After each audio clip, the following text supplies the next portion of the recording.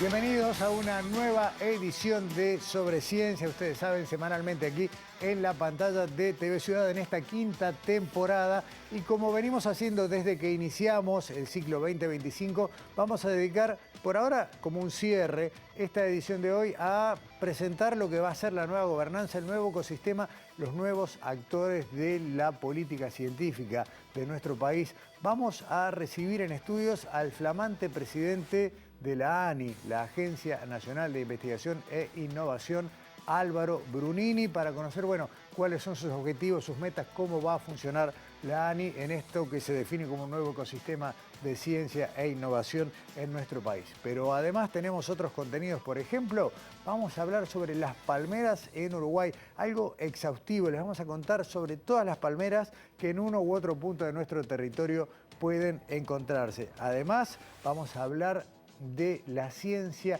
en los museos. Un ciclo, vamos a ir recorriendo a lo largo del año diversos museos de nuestro país, arrancando por uno que está muy cerquita del centro de Montevideo, que le pasamos por la puerta regularmente y tal vez no conozcamos. Contenidos para esta edición de hoy de Sobre Ciencia, que arranca, como es habitual, con el salpicón y las principales noticias científicas de esta semana en Uruguay y en el mundo.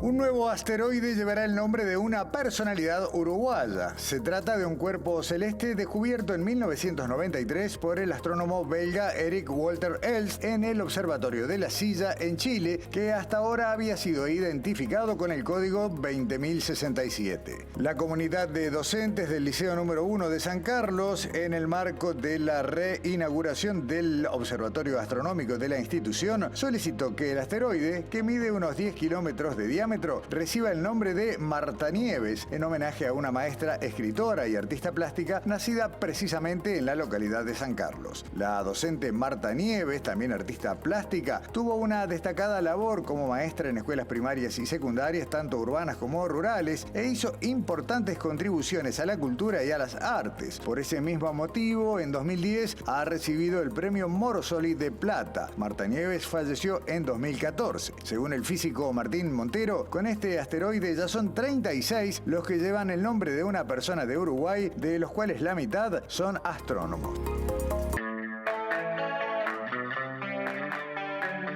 En junio de 2024, dos astronautas estadounidenses partieron rumbo a la Estación Espacial Internacional para una breve estadía de 8 días. Sin embargo, un desperfecto técnico los obligó a pasar 10 tensos meses que finalmente terminaron la semana pasada con su regreso a la Tierra, sanos y salvos. 7 p.m. Pacific time this afternoon, and there we go.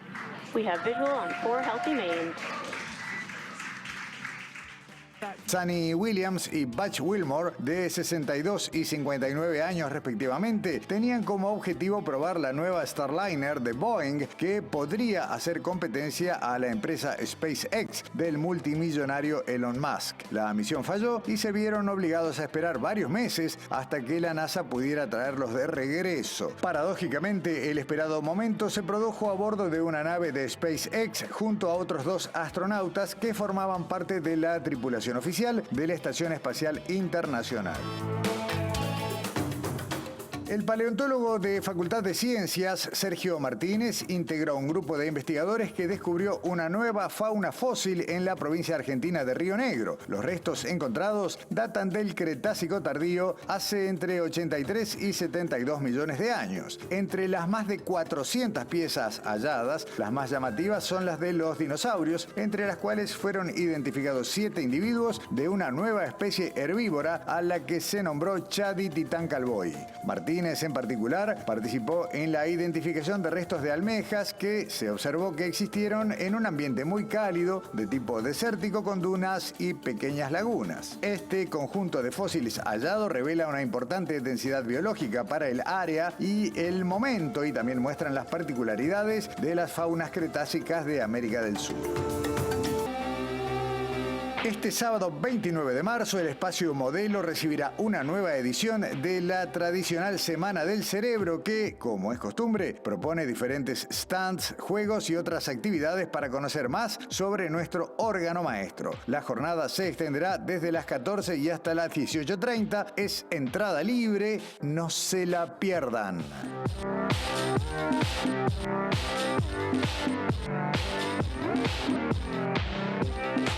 Dentro de las novedades de Sobre Ciencia para este 2025, nos propusimos, meternos con algunas cosas que de alguna manera pueden ser un poco cotidianas, pero que sin embargo tienen muchísimo conocimiento y cosas para saber. Entonces, todo sobre. Y hoy arrancamos con... ¿Cómo andás, Daniela? Bienvenida. Buenas noches. Bueno, todo sobre, la verdad que tenemos que confesar que es un título muy ambicioso. ¿Un montón sobre? Un montón sobre, algo les vamos a contar sobre determinados temas. Y en este caso, bueno, para inaugurar este informe, lo que vamos a hablar es todo sobre las palmeras por varias razones. Un poco para conocer este particular ejemplar, que en Uruguay tiene determinadas características, pero también, por supuesto, para hablar de una amenaza que en este momento los afecta. Estamos hablando del picudo, ¿no? Exactamente. Que vamos a entrar... Después. En la mitad del informe vamos a hablar de él, vamos a darle protagonismo primero a las palmeras. Ahí está. Y bueno, para entrar en tema lo que vamos a decir es más o menos cuántas especies de palmeras hay en el mundo.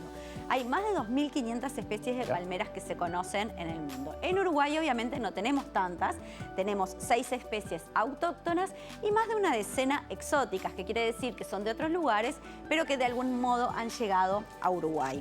Entonces, ¿qué podemos decir de las autóctonas? Que son las que obviamente... tienen en nuestro suelo el lugar, el hábitat. Claro, habitual. Evolucionaron acá, correcto. Exactamente. Y acá tenemos 6, ¿no? Esto es, digamos, las que tienen una población que se reconocen representativa, claro, como tal. Ahí está. Acá tenemos todos los nombres y algunas imágenes para que las personas medianamente las reconozcan. La butiá, por supuesto, es alguna de las más conocidas, pero como vemos hay varias especies. Sí. La odorata, que es la que está en los palmares de Rocha, que es la que en general tenemos más... y es la que le comemos el butiá, además. Exactamente, está bien, ¿no? Sí. En el imaginario. Sí. Después la butiá yatay, que más en la zona de Paysandú y en la ribera del río Uruguay. La butiá paraguayensis, que otras personas la llaman yatay poñí, ¿no? Que está en Ribera. Otra butiá, que también está en Ribera, que es un poquito más chica, que esa es más... En la enana, por ejemplo, la paraguayensis de poñí es enana, se llama la butiá enana, y la otra es incluso hasta un poquito más chiquita. Después tenemos la quinta, digamos, en este orden, que es la pindó, la que tiene hasta cuentos infantiles. Una pindó, exacto. Ahí está. Y después tenemos la caranday, que la ubicamos más en el litoral.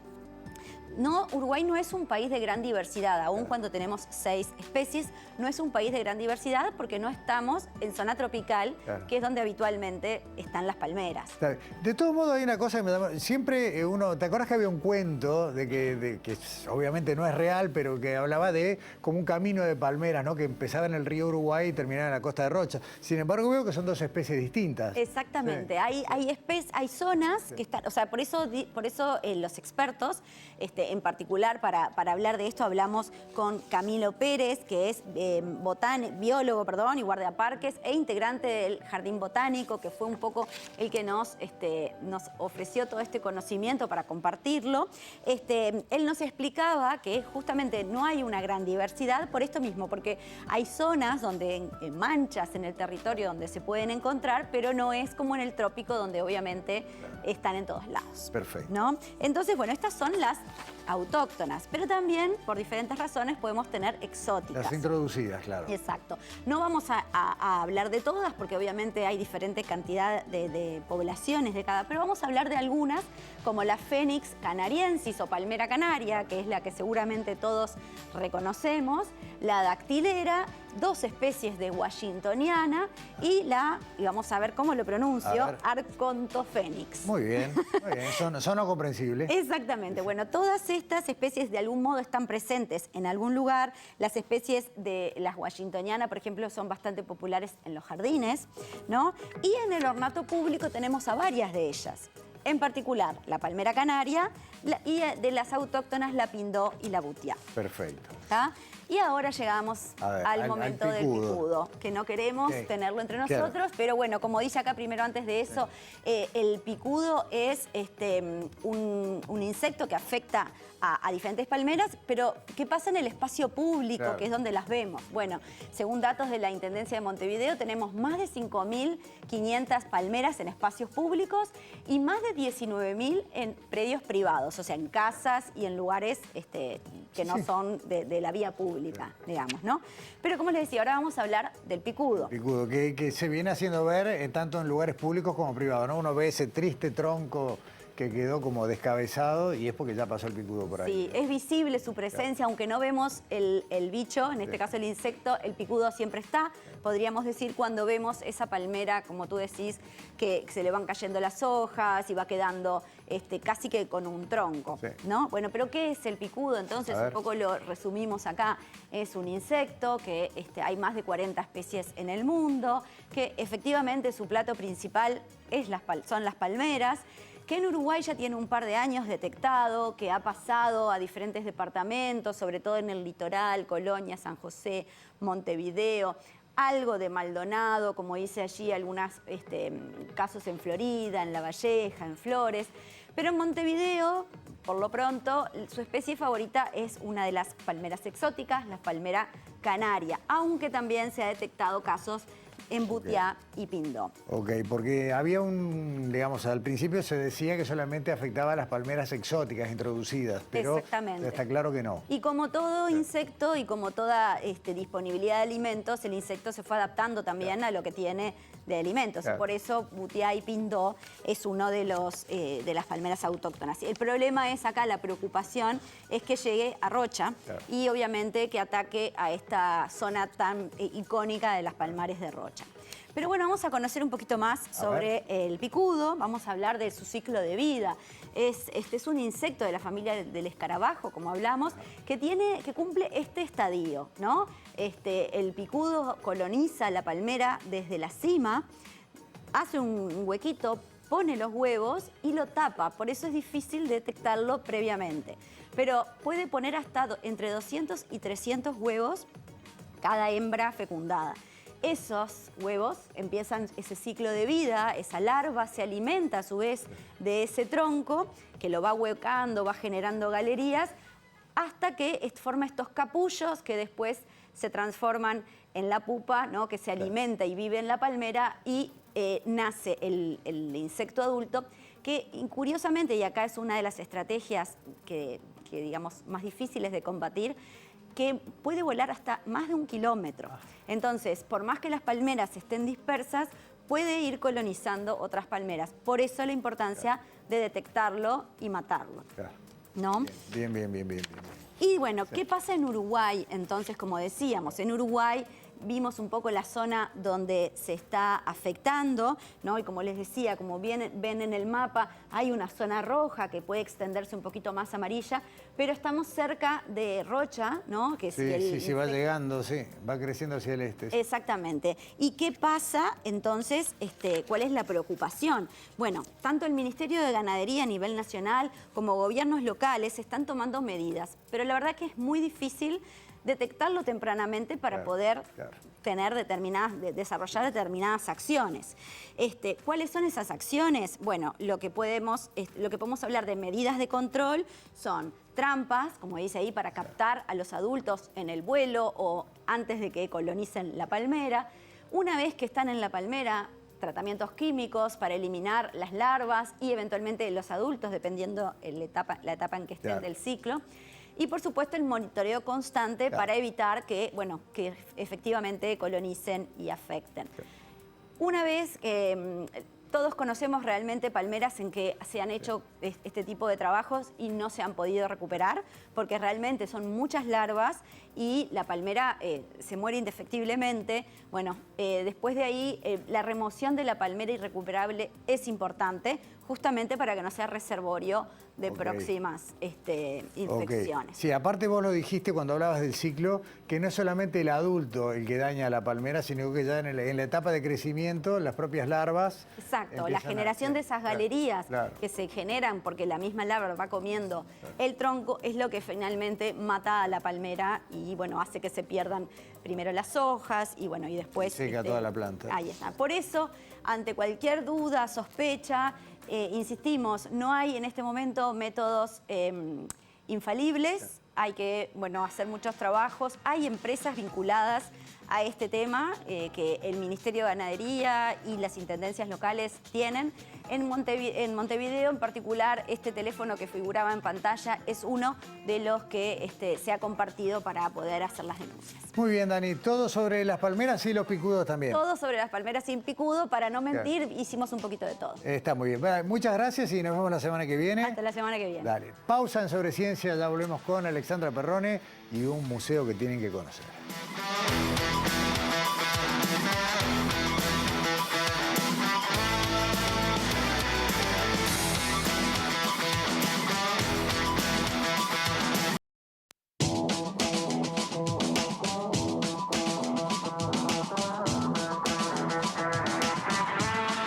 Presenta Casmu. Afiliate llamando al 1444 o en casmu.com.uy. Casmu, nos une la vida. Hay una palabrita que a veces suena como algo viejo, algo polvoriento, y les aseguro que no es así. Estoy hablando de la palabra museo. Uno a veces piensa, ¿no?, en esos lugares estáticos, con muebles antiguos, con papeles amarillentos, ¿no?, con los nombres de las cosas. Y sin embargo, son apasionantes. Hay algunos museos, muchos museos en nuestro país y en nuestra capital que bien valen una recorrida, bien valen un tiempito para encontrar cosas que sorprenden. Vamos a hablar varias veces a lo largo del año sobre ciencia, de museos, la ciencia que hay en estos espacios. Y Alexandra Perrone eligió para empezar uno que estoy seguro que no conocen y que los va a sorprender. Arrancamos.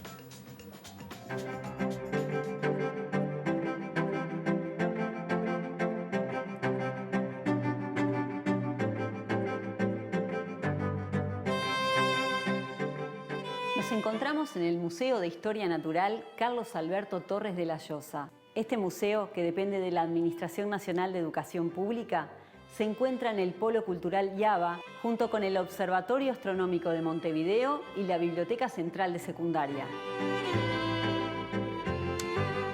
En este informe de Sobre Ciencia les contamos las historias científicas que encontramos en sus piezas de fauna autóctona y fauna exótica.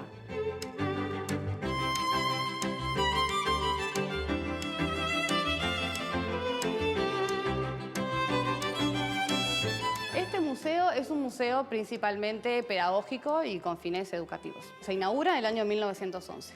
En el año 1906, por ahí principios del 1900, estos terrenos fiscales son otorgados a la Universidad de la República. A partir del 1911, el museo se inaugura, creo que fue un 11 de enero de 1911, se inaugura todo el edificio, en eso justamente estamos incluidos junto con el edificio del Instituto de Yaba. Y después el museo queda en manos de la Cátedra de Historia Natural de la Universidad de la República hasta que se separa la Universidad de la República de justamente Educación Secundaria, y a partir de ahí este museo empieza a pertenecer a Educación Secundaria, Administración Nacional de Educación Pública, hasta el día de hoy.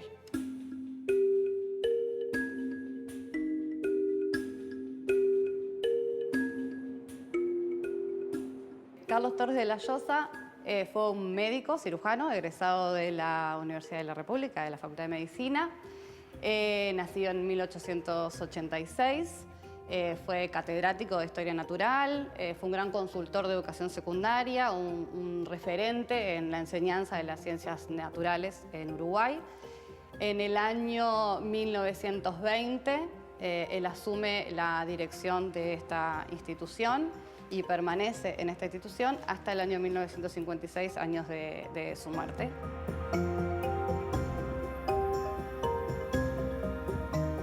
A partir de ahí se hace una resolución de educación secundaria en donde se le otorga a este museo el nombre Carlos Alberto Torres de la Llosa.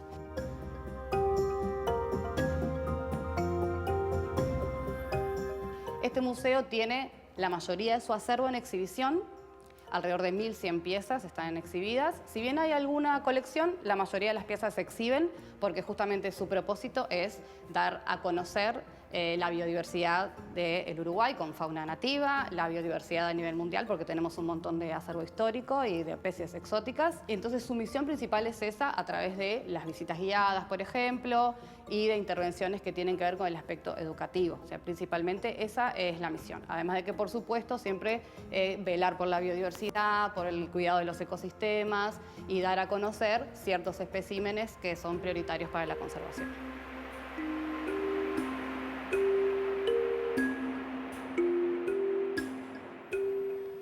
Es uno de los museos más interesantes de Montevideo, seguro, Alexandra, ¿no? ¿Verdad que sí? Bueno, vamos a estar contando la ciencia de nuestros museos y elegí este por una razón también un poco personal. Yo hice bachillerato en el IABA, no voy a decir hace cuántos años lo hice, pero sí lo hice y tengo los mejores recuerdos de las clases de biología, tanto en el laboratorio como en este museo. ¿Por qué? Porque se hizo una reforma ya por el 2009 y antes, solamente desde su fundación, solamente se ingresaba al museo por el edificio del liceo. Okay. ¿No? En el 2009 hubo una reforma y bueno, veíamos ahí la entrada particular que tiene ahora, la calle Eduardo Acevedo, que nos contaba la directora Paula Sánchez, con un pequeño jardín con plantas autóctonas. Déjame decir una cosa, ¿no? Porque cuando yo digo que le pasamos por el frente, no estoy exagerando, está la parada de ómnibus en la puerta y de varias líneas. Entre las canchas, entre las canchas típicas. Está en la manzana, dentro de la manzana ya. Y el instituto y el edificio del liceo, del Exacto. Instituto Alfredo Vázquez Acevedo. Y bueno, y ahora vamos a invitarlos a todos los televidentes a recorrer uno de los 2 pisos que tiene este museo, de la mano de Gervasio Baqueta, que es profesor de biología. Él es integrante del Departamento de Biología Animal, de ahí, del Museo Torres de la Llosa. Y no tengo más nada que decir. Que lo Dejamos diga. ver todo lo que nos cuenta en cada historia, en cada rincón de este museo.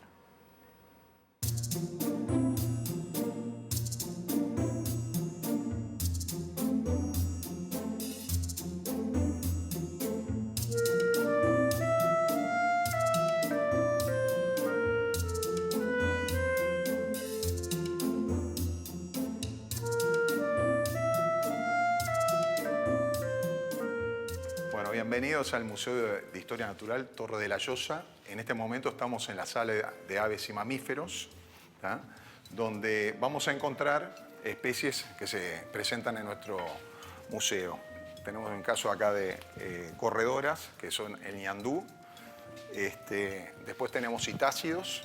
En esta vitrina vamos a encontrar paseriformes, donde se destaca el cardenal amarillo. Todos los que vamos a encontrar en esta vitrina son autóctonos y encontramos algunos códigos QR donde aparecen los cantos de algunos.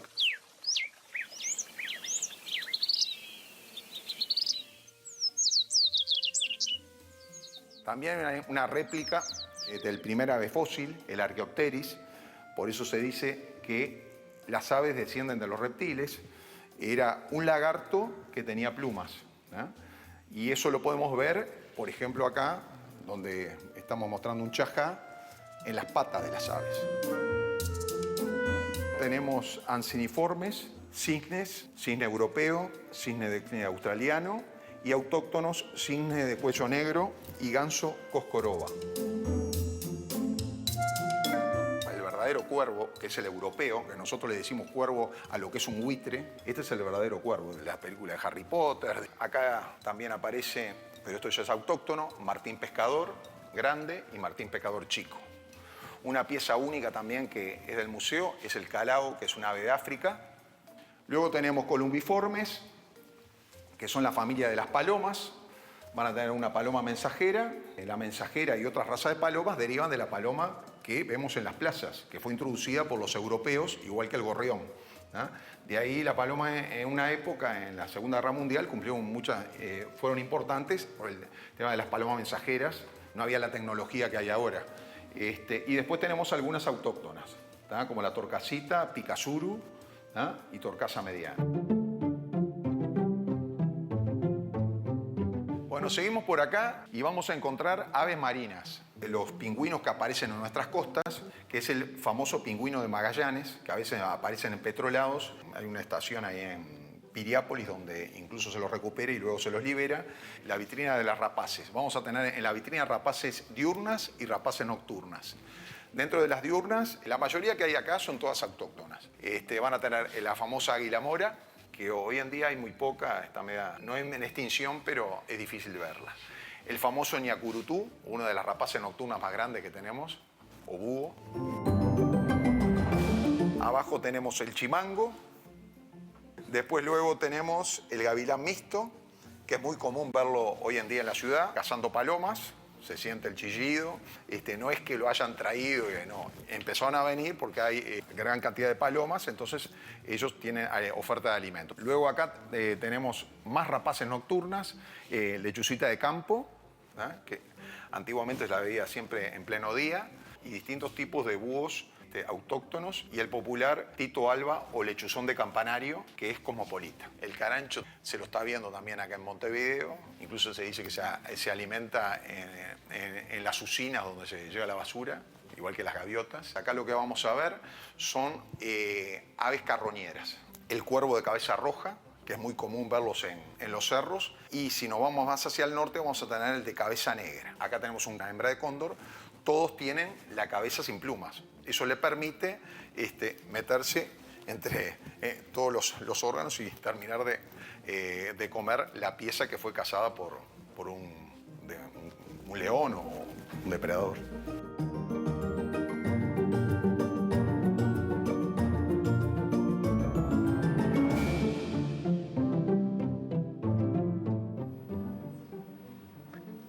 Bueno, creo que por un lado las imágenes y lo que nos están narrando transmite bastante de lo lindo que es recorrer estos halls, estos pasillos entre las vitrinas, ¿no? Y sí, le preguntamos a Gervasio, que es el que hace las visitas guiadas, ya sea a los grupos escolares, liceales, al público en general, a los turistas que van al museo.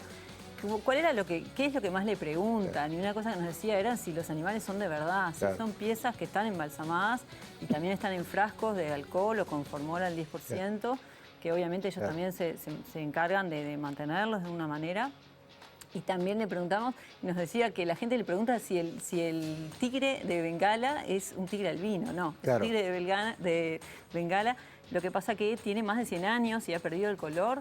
Entonces, bueno, vamos a ver varias piezas animales que tienen su foto al lado para que, que vean el color original. Digamos, lo que puede pasar en la realidad si uno los puede ver en la también veíamos ahí el ¿no? cardenal amarillo, que es una especie en extinción muy autóctona, que es el logo del Museo Carlos Alberto Torres de la Llosa, y justamente por esto de la conservación, de cuidar la conservación y estos objetivos que tiene el museo, que nos contaba Paula en la primera parte del informe. Y ahora, en la última parte del informe, nos cuenta Gervasio lo que hay en el segundo piso del museo. A ver.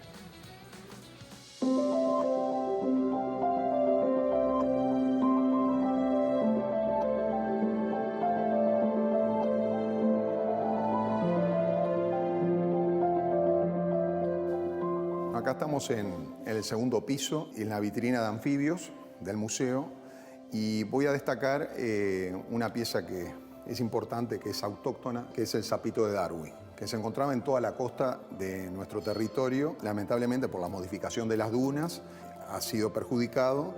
Lo llegamos a tener incluso en la costa, acá en Montevideo. Hoy se lo encuentra en Rocha, ¿no? Se encuentra acá en Alcohol, ¿no? Y acá hay una foto en distintas posiciones donde lo pueden ver de arriba. Él se coloca de esa manera por el tema de cuando hay un peligro, ¿no? Es una forma de defenderse en la naturaleza de los depredadores. Tiene ese origen el nombre porque fue Charles Darwin, cuando pasó por acá, que fue el que lo descubrió.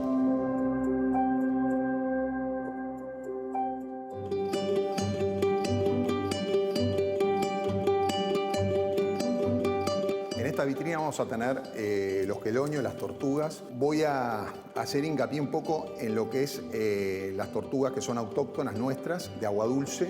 Tenemos la campanita, hidromedusa tectífera, o cuello de víbora que le dicen, y de canaleta.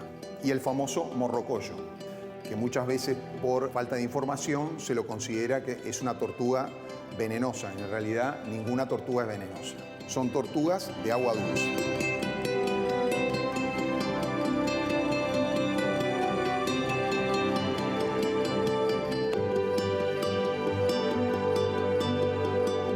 Y arriba tenemos tortugas terrestres. La más grande de las tortugas terrestres que encontramos acá en el museo es la tortuga de Islas Galápagos, ¿no? Que está en la vitrina de Darwin.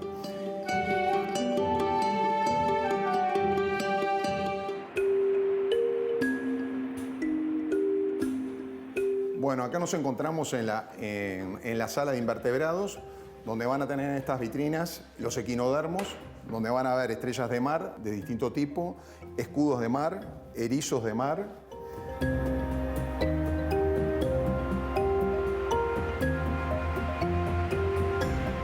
Esta parte de la vitrina son insectos, algunos que son autóctonos, por ejemplo, mariposas, que son diurnas, y mariposas nocturnas, que son tipo polilla, ¿no? Acá en esta muestra aparecen unos cascarudos o escarabajos de África, que es mucho más grande que el nuestro, el famoso bicho torito, que lo tienen ahí, y este es el africano. Distintos tipos de insectos selváticos. De este lado tienen un camuflaje de una mariposa que se asemeja a una hoja para pasar desapercibido en la naturaleza.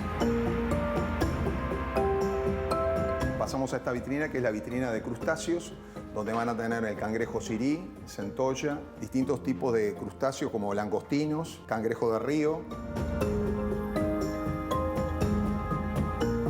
Bueno, acá estamos en la vitrina de arácnidos.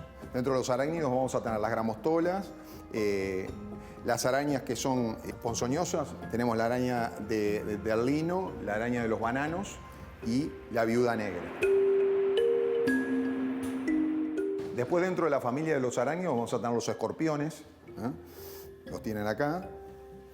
La garrapata es un arácnido también, ¿eh? Opiliones. Después pasamos a los moluscos. Vamos a tener caracoles marinos, el popular caracol de jardín, que acá tienen una maqueta. Los mejillones, almejas, todo eso vendrían a ser toda la familia de los moluscos y otros más que se encuentran presentados en la vitrina.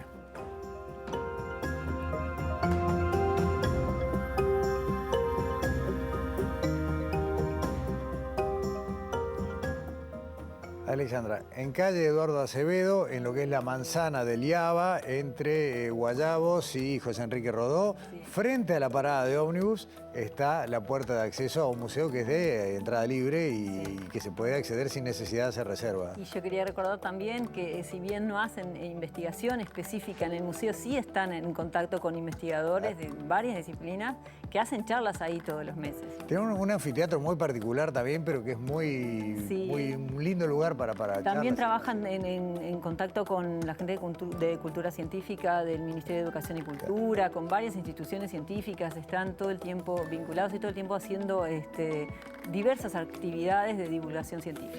Museo de Historia Natural, Torres de la Llosa. Primera recomendación, la ciencia en el museo. Gracias, Alexandra. Hasta la semana que viene. Nos vemos la semana que viene. Pausa en Sobre Ciencia. A la vuelta aquí en estudios, el presidente de la ANI, Álvaro Brunini.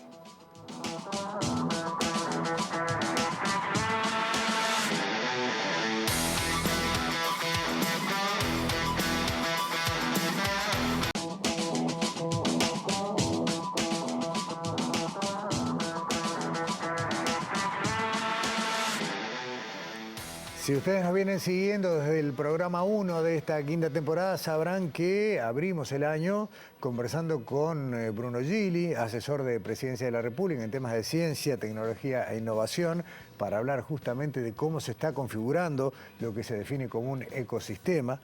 La segunda jornada de Sobre Ciencia contó con la presencia de David González, director del PDCIVA, director desde hace pocas semanas de la ANI también y coordinador de algunos de los grupos de trabajo en este tema.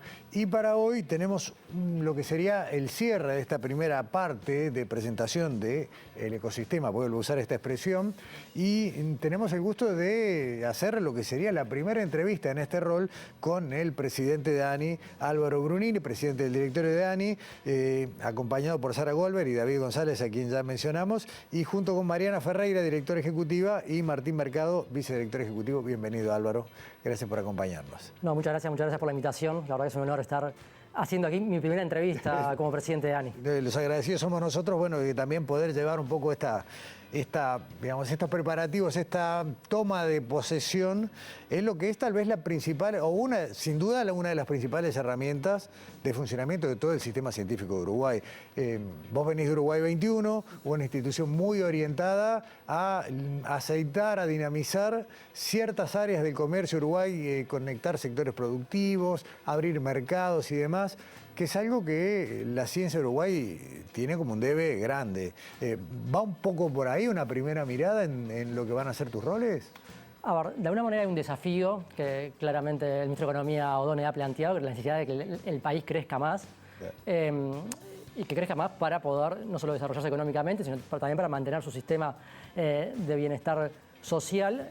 Claramente hay que fortalecer los temas de ciencia, tecnología e innovación por razones más allá de las económicas, pero sin duda también en un país pequeño como Uruguay, que está abierto al mundo, hay que pensar el fortalecimiento del ecosistema en una perspectiva de inserción internacional. Claro.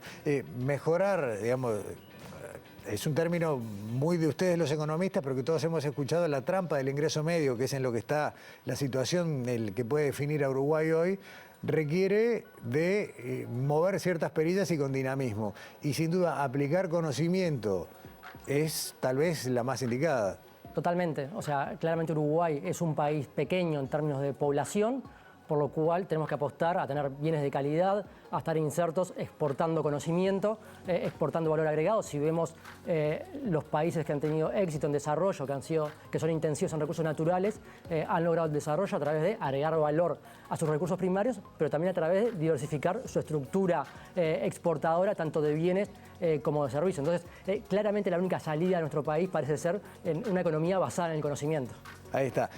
Sin embargo, no es algo que tengamos muy incorporado. ¿Cómo empieza a gestarse la posibilidad de cambiar el chip?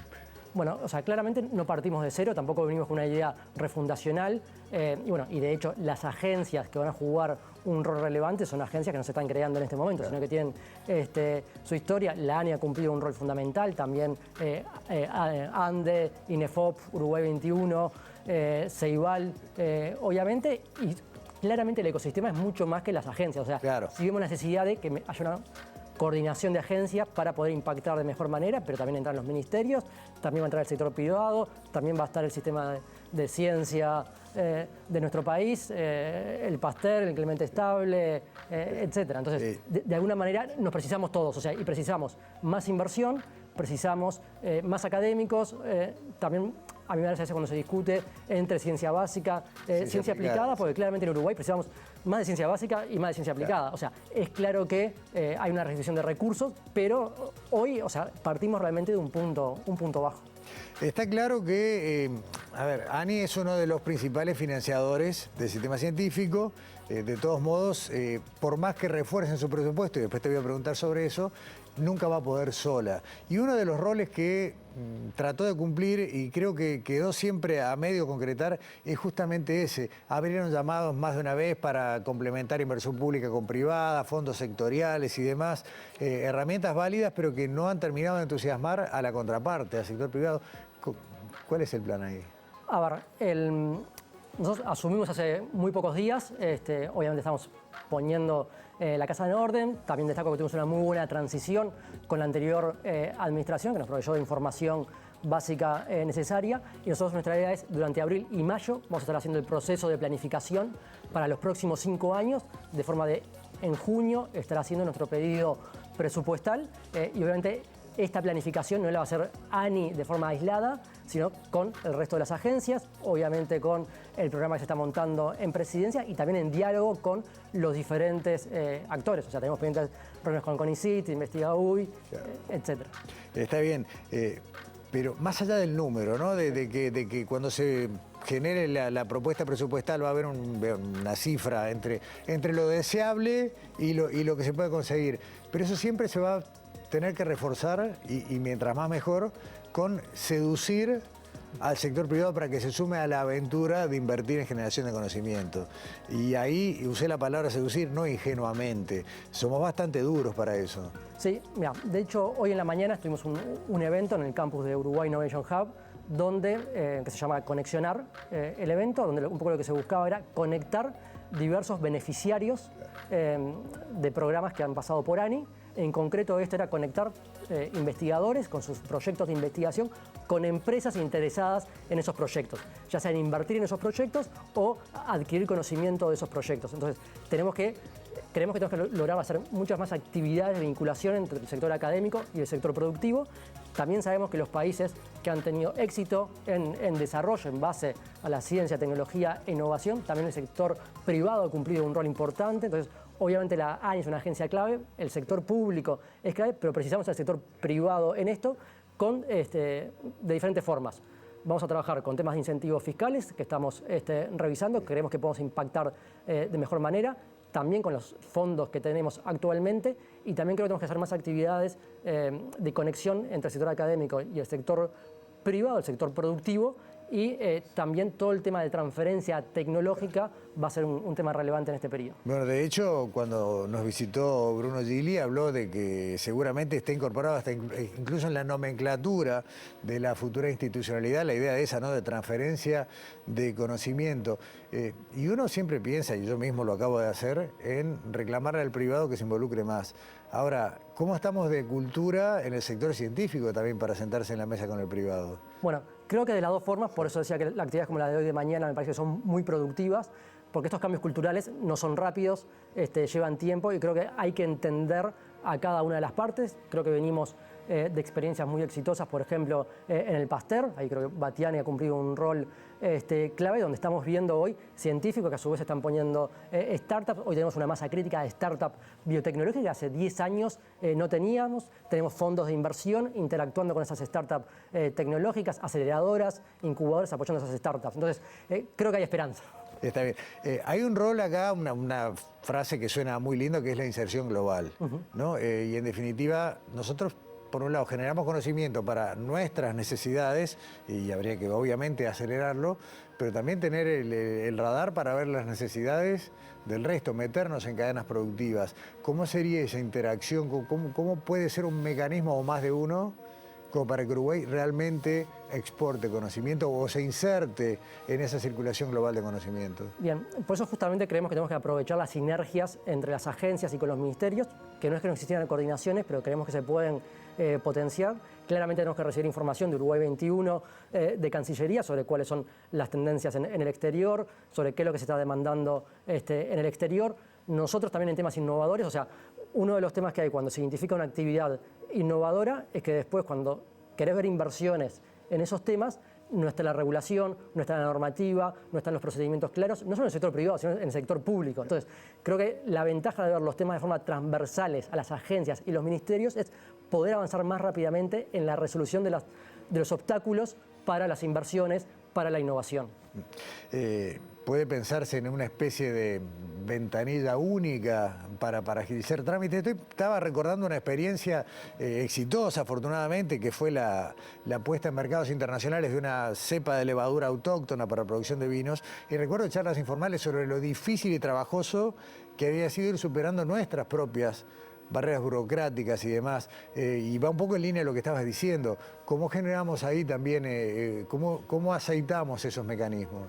Bien, por un lado Uruguay 21 tiene una ventanilla única de inversiones que se va a potenciar.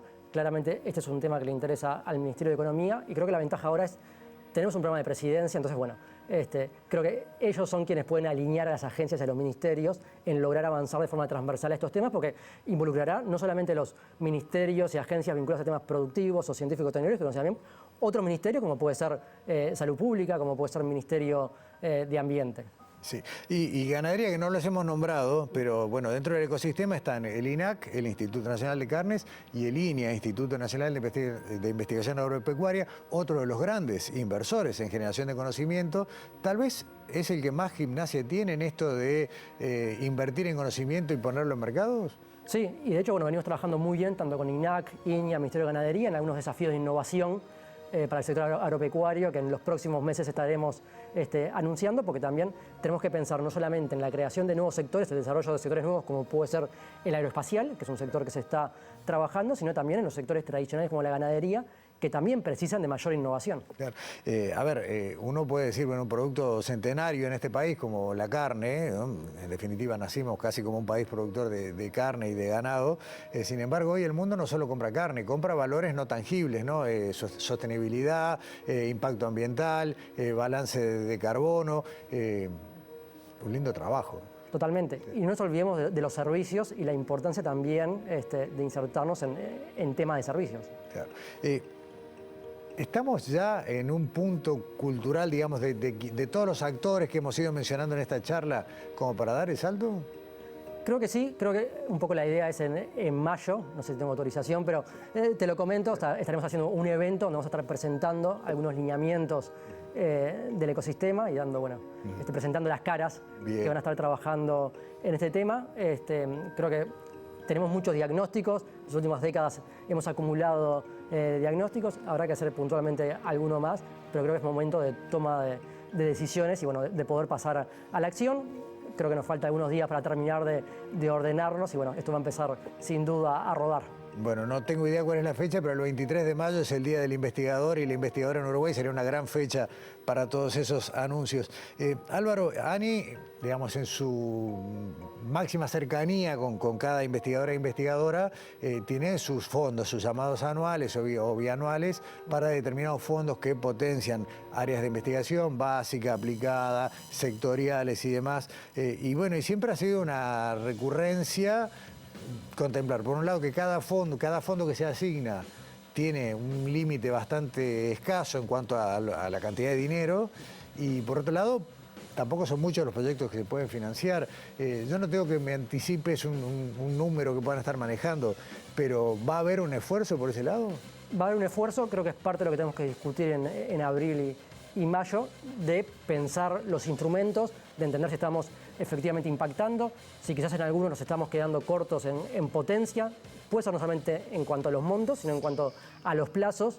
Esa sin duda es parte de la discusión y obviamente esta coordinación tiene sentido porque lo que venimos a intentar es fortalecer el ecosistema de la ciencia, tecnología e innovación y donde la ANI juega un rol fundamental. O sea, la característica de ANI como agencia es las herramientas, los fondos que tiene y por tanto sí, la idea es intentar fortalecerlo. Somos conscientes de las restricciones presupuestales que existen, pero lo que estamos pensando es en ver cómo vamos a impactar de mejor manera con esas herramientas. A ver, son inversiones multiplicadoras.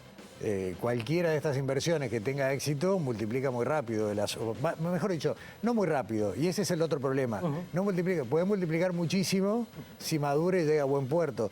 El tema es cómo avanzamos con esto, con las expectativas, con los fondos. Y otro tema no menor, que es lo territorial. Uno piensa rápidamente, salvo las dos instituciones, INAC e INIA, el resto es muy montevideano. ¿Hay alguna posibilidad de herramienta también para descentralizar parte de todo esto que se supone que vamos a tener como cambio? Bueno, esos son los temas que he planteado en estos días al equipo gerencial, digamos, es la necesidad de pensar la ANI en territorio, que no significa necesariamente pensar en comenzar a abrir oficinas en el interior. Yo le sumaría, digamos, también que la ANDE tiene centros pymes a lo largo del interior, y de hecho es un tema que hemos estado conversando hoy de mañana con el presidente de ANDE, de cómo potenciamos la presencia de temas de ciencia, tecnología e innovación, aprovechando ya la institucionalidad que existe de ANDE en el interior. Claro. Eso es un poco la idea, es volver a aprovechar y tener sinergias entre las agencias, porque no tiene sentido que cada agencia vayamos a abrir oficinas en el interior. O sea, lo que queremos llevar son las temáticas al interior, pero no necesariamente tiene por qué ser un traslado, apertura de oficina de cada una de las instituciones. Tenemos una UDELAR y una UTEC que están cubriendo prácticamente todo el país. Tenemos conectividad por fibra óptica en todo el territorio nacional, un buen suministro eléctrico en todo el territorio. O sea, está el conocimiento, está la infraestructura. Casi que lo que falta es eso, ¿no? La decisión política de fomentar eso que es radicarse y desarrollarse lejos de la capital. Bueno, eso que planteas es fundamental y es tal cual. O sea, por eso yo tengo bastante expectativa, porque me parece que estamos en un momento que hay que aprovechar determinadas construcciones institucionales en el interior del país que hace 10 años no teníamos.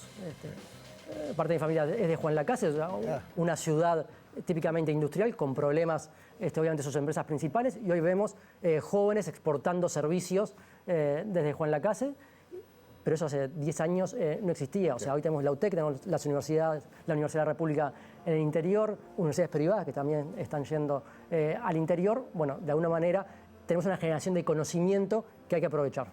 Ni más ni menos. Álvaro, estamos ya en los últimos minutos y me quedo con esto que vos dijiste varias veces. Están trabajando, están, bueno, haciendo digamos, lo que es la toma de posesión, las reuniones preparatorias, este objetivo de presentar en mayo, bueno, los avances hasta ese momento. Los tiempos de la ciencia son muy largos y plasmarlos en cosas concretas aún más.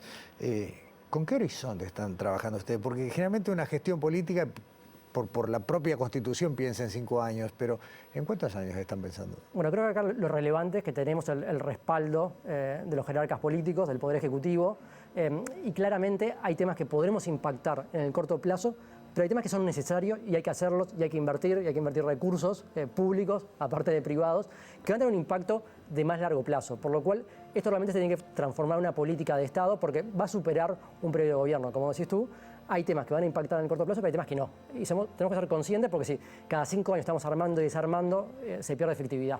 Por eso coincidieron todos ustedes, mientras estuvieron sentados ahí, en decir que no están arrancando de cero. Y eso es ya un cambio cultural. Álvaro, muchas gracias por venir a Sobre Ciencia. Bien. Sí. ¿Me dejás pasar un Por supuesto. Bueno, tenemos ahora abierta la convocatoria de María Viñas y Clemente Estable. Ah, bien. Así que, bueno, invitamos Son a los fondos para contarle a la gente, claro. Los investigadores saben, las y los investigadores saben perfectamente qué quiere decir, ¿no? Un fondo María Viñas, un fondo Clemente Estable, son los fondos tal vez más importantes de ANI para la investigación básica y para la investigación aplicada. Se presentan generalmente cientos de postulaciones, bueno, y de ahí se eligen, y era un poco lo que te decía. ¿Por ahora tienen los mismos fondos que antes o está la posibilidad que cuando estén llegando a cierre se encuentren con la posibilidad de financiarlos mejor?